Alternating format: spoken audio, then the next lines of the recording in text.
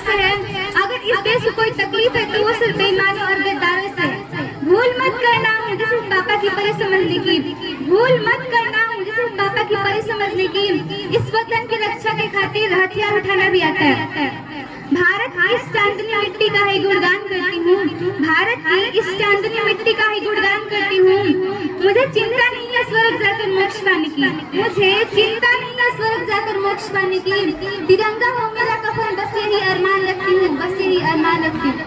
परम सम्माननीय मुख्य अतिथि आदरणीय प्रधानाचार्य महोदय, सभी शिक्षकों एवं मेरे सभी प्यारे भाइयों एवं बहनों, मैं अंजलि राजभर कक्षा 8वीं की छात्रा आप सभी के सामने इस वार्षिक उत्सव के बारे में अपने कुछ विचार साझा करना चाहूंगी कि राष्ट्र निर्माण और देशभक्ति है क्या।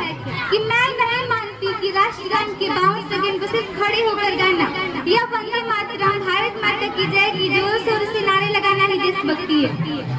क्योंकि महोदय यह वो सदी है जहाँ नीति नियम और नैतिकता की लोग धज्जियां उड़ाते हुए लोग मुझे नजर आते हैं। यह वो सदी है जहाँ लोग सत्य, अहिंसा, सदाचार, सादगी और स्नेह जैसे मूल्य कौड़ियों के भाव में से मुझे नजर आते हैं। और महोदय यह वो सदी है जहाँ दो सगे भाई भी शांति, अमन और चैन के साथ बड़े मुश्किल से नजर आते हैं। और इस देश का युवा व्हाट्सएप, फेसबुक, इंस्टाग्राम जैसे सोशल नेटवर्क की साइट पर चैटिंग और स्प्लिटिंग के माया जाल में फंसा हुआ है। अरे मुझे तकलीफ तो तब होती है जब आज का नौजवान जिसके कंधों पर जिम्मेदारी है राष्ट्र निर्माण की और देश समाज को जोड़ कर रखने की, वही युवा आज मुझे पबजी गेम में डूबा और शराब की लत में भीगा नजर आता है। इस मुल्क को खतरा ना तो हिंदुओं से है ना मुसलमानों से है। इस देश को कोई तकलीफ है तो सिर्फ बेईमानों और गद्दारों से है। कि एक सैनिक बनकर सेना में जाना है देशभक्ति नहीं होता, एक सैनिक बनकर सेना में जाना है देशभक्ति नहीं होता। आजादी के पूर्व बात कुछ और थी और आज बात कुछ और है। तो रानी लक्ष्मीबाई से लेकर भगत सिंह तक और चंद्रशेखर आजाद से लेकर महात्मा गांधी तक इन्हें हम देशभक्त कहेंगे। परंतु आज मैं देशभक्त कहूँ तो किसे कहूँ? अपने परिवार, समाज और राष्ट्र के प्रति प्रेम का भाव है देशभक्ति। हर देशद्रोही के जीवन में आने वाला तूफान है देशभक्ति। धर्म लोकता को पछाड़कर ईमानदारी से किया गया हर काम है देशभक्ति। एक गरीब बीमार बुजुर्ग को दवाई दी जाए तो वो है देशभक्ति। एक पत्रकार अपनी पत्रकारी पूरी ईमानदारी से पूरा करे तो वो है देशभक्ति। और एक शिक्षक पैसों के लिए नहीं बल्कि विद्यार्थी के जीवन को आगे बढ़ाने के लिए पढ़ाए तो वो है देशभक्ति। और आज का यह नौजवान युवा इस वतन की खातिर दूसरों को मारने के लिए नहीं पहले खुद मरने को तैयार है तो वो है देशभक्ति। तो मैं इन देशद्रोहियों से कहना चाहूंगी कि ए हवा में जहर घोलने वालों, तुम क्या तस्वीर बदलोगे मेरे हिंदुस्तान की? शेरों के दिल में माँ भारती बसती है।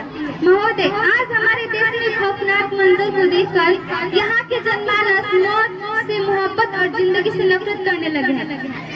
क्योंकि अपराध के मुकाबले कानून बहुत छोटा लगने लगा है। अध्यक्ष महोदय, राष्ट्र सुरक्षा के लिए लड़ी गई लड़ाई कोई क्रिकेट का मैच नहीं है जो हार गए तो कल जीत जाएंगे। महोदय यह वो जंग है जो आज नहीं जीती गई तो देश को वीरान कर देगी।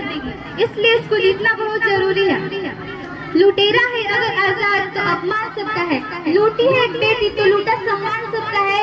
बनो इंसान पहले छोड़कर तुम बात मजहब की, बनो इंसान छोड़कर पहले तुम बात मजहब की। लड़ो मिलकर दरिंदों से यह हिंदुस्तान सबका है। तो अगर मैं आज बात यहाँ महिलाओं की करूँ तो महिलाओं को आरक्षित नहीं बल्कि सुरक्षित करने की जरूरत है। क्योंकि आज का जीवन यौवन हत्या, दहेज प्रथा, बाल हत्या, बलात्कार जैसे अपराध बहुत तेजी से बढ़ते नजर आ रहे हैं। चुना गया उम्मीदवार राजा नहीं बल्कि सेवक होना चाहिए जो जनता की हर समस्याओं का निदान कर सके।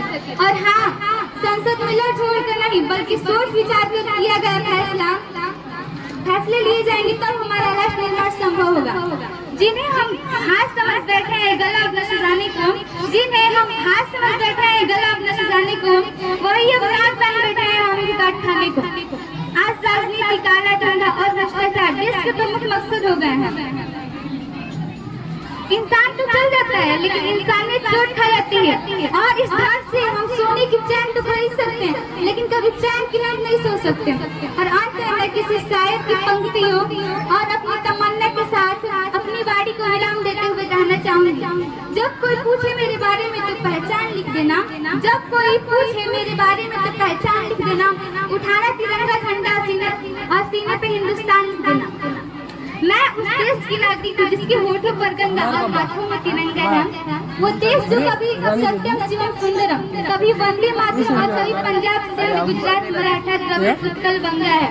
मैं उस देश की नागरिक हूँ जो हर ठुकराए हुए के सरल स्थली बन जाता है और साथ साथ पाक परदेशी को भी अपने ब्रदर से सिस्टर कहकर बुलाता है। यह प्रेम की पूज्य भूमि भारतवर्ष कहलाता है, भारतवर्ष कहलाता है। जय हिंद।